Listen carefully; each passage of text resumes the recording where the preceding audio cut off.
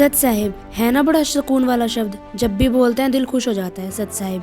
तो आज हम सत साहिब करके निकल पड़े। गाड़ी में बैठकर ड्राइवर को कहा फुल स्पीड करो।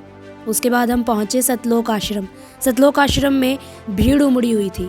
संत रामपाल महाराज जी के फॉलोवर्स आए हुए थे। संत रामपाल जी महाराज जी ने जिनको न्योते दिलवाए थे जनता के लोग आए हुए थे। संत रामपाल जी महाराज जी ने 36 बिरादरी के लोगों को बुलाया हुआ था, सभी धर्मों के लोगों को बुलाया हुआ था। कारण ये था कि वहाँ संत समागम मनाया जा रहा था। बहुत सुंदर प्रदर्शनी लगी थी। दरबार साहिब सजा हुआ था, बहुत सुंदर स्टेज लगी हुई थी। स्टेज के सामने इतने लोग थे कि अगर छोटा सा बच्चा उनके बीच में चला जाए तो बच्चा तो खो ही जाएगा। ये तो लेडीज़ की भीड़ आप देख रहे हैं, जेंट्स की तरफ इससे ज़्यादा भीड़ थी। और प्रणाम स्थल के बाद आती है यहाँ पर स्टेज ऊपर देखने को मिल रही थी। संत रामपाल जी महाराज जी की छवि लगी थी, बहुत सुंदर थी। प्रदर्शनी बहुत सुंदर थी।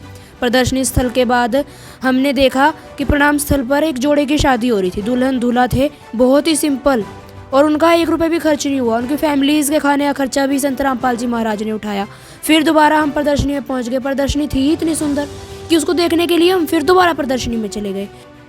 प्रदर्शनी का नज़ारा कुछ यूँ था कि वहाँ पर बहुत सारे कटआउट्स लगे हुए थे, सुंदर सुंदर। उनमें से एक अलग सा हमें कटआउट देखने को मिला। वहाँ पर लिखा था कलयुग में सतयुग का आगाज़। आप भी हैरान हो गए होंगे सुनकर कि कलयुग में सतयुग कैसे आ सकता है।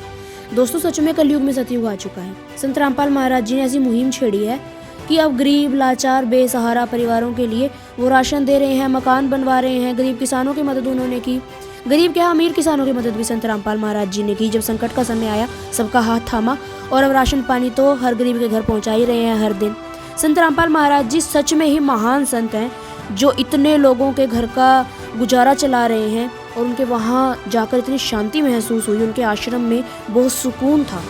जब भी हम उनके प्रणाम स्थल के सामने गए, दरबार साहिब के सामने गए, उनकी छवि को जब भी निहारते थे, एक ही आवाज़ आई कि यही कुछ ना कुछ शक्ति है जो भगवान से जुड़ी हुई है, या यूँ कहें साक्षात हरि का अवतार हरियाणा में आ गए।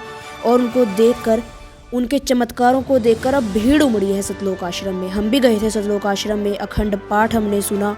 वहाँ पर हमने हलवा प्रसाद खाया, और साथ ही साथ भंडारे में बहुत सारी वस्तुएं थी। प्रणाम स्थल पे प्रणाम करके हम वापस सत साहिब बोलकर सभी को, जितने भी लोग हमें रास्ते में मिले, हम घर को वापस चल दिए। बहुत दिल खुश हुआ। घर आने का भी मन नहीं था, लेकिन घर तो आना था। सत साहिब।